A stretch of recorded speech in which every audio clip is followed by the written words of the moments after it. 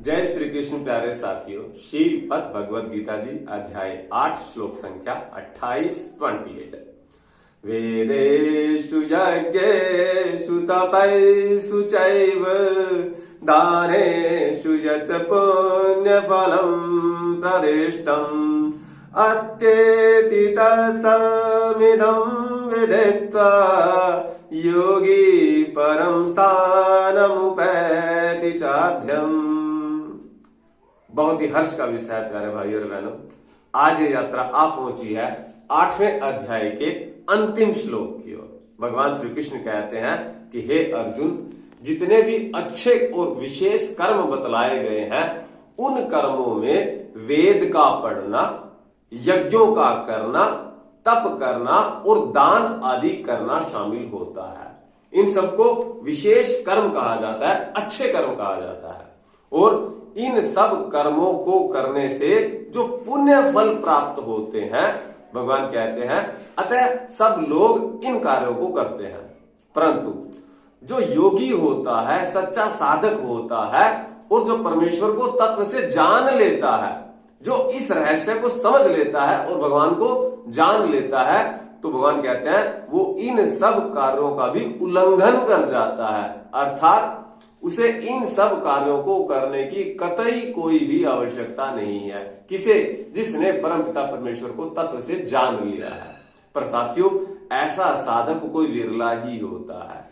ऐसा कोई रामकृष्ण परमहंस जैसा कोई विरला ही होता है जो परमपिता परमेश्वर को तत्व से जान लेते हैं। फिर उसे इन सब कार्यों को करने की कतई आवश्यकता नहीं रहती। और भगवान कहते हैं ऐसा साधक जिसने परमपिता परमेश्वर को जान लिया है, वो निसंदेह इन सब अच्छे कार्यों को उल्लंघन करके परमपिता परमेश्वर के परम सनातन पद को प्राप्त कर लेता है। तो प्यारे भाइयों और बहनों, जरा इस बात को एक उदाहरण के द्वारा समझते हैं। मान लीजिए आप एक नदी को पार करना चाहते हैं।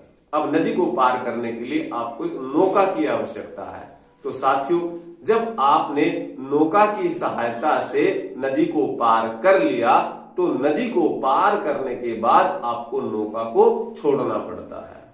ठीक उसी प्रकार से प्यारे भाइयों और बहनों, हमें इस बात को समझना होगा कि ये जितने भी अच्छे कर्म बतलाए गए हैं, हमें इन अच्छे कर्मों में उलझ के नहीं रह जाना है। अन्यथा हमें अपने पुण्य के फल का अहंकार हो जाता है और वो अहंकार हमें गिरा देता है। क्यों? क्योंकि अहंकार जब आता है तो हमारी साधना को खंडित कर देता है। अतः प्यारे साथियों, इस बात का विशेष ध्यान रखें कि अपनी साधना को खंडित ना होने दें और दिनों दिन रात मेहनत करें, योग करें और अपनी साधना को ऊंचा उठाएं। तो आइए मेरे साथ शब्दों का उच्चारण करेंगे। 8वें अध्याय के पूर्ण विराम की ओर मेरे साथ साथ बोले।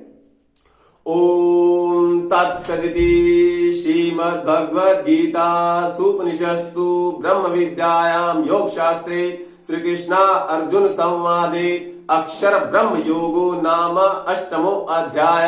हरि ओम तत्सत, हरि ओम तत्सत, हरि ओम तत्सत।